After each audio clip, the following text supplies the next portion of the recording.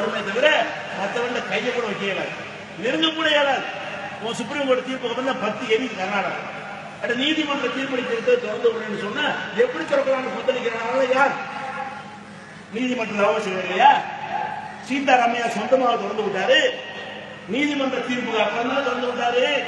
அதை பிரச்சனையை ஆக்கினால் அவன் யாரு? அவன் பிரச்சனையை ஆக்கிறான். நாங்க ஒட்டகத்தை ஆக்க கூடாது. ஒட்டகம் நல்லா சாப்பிட்டா இருக்கிறோம். இன்னைக்கு ஒட்டகம் நாளைக்கு மாடு ஆடு கோழி அதுக்காக பயப்படுவோம்.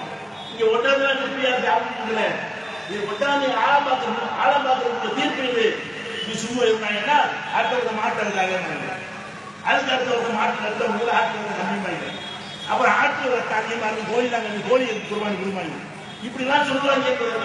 விசுவாசம் வரும். இப்ப நம்ம தெளிவாக சொல்லுகிறோம், இந்த நீதிமன்ற தீர்ப்பை நம்ம மதிக்க தேவை கிடையாது.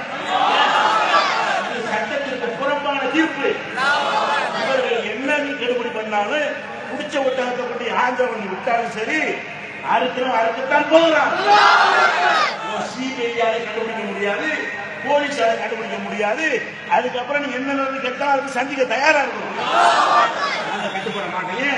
சட்டப்படி முதல் கட்டுப்படணும்.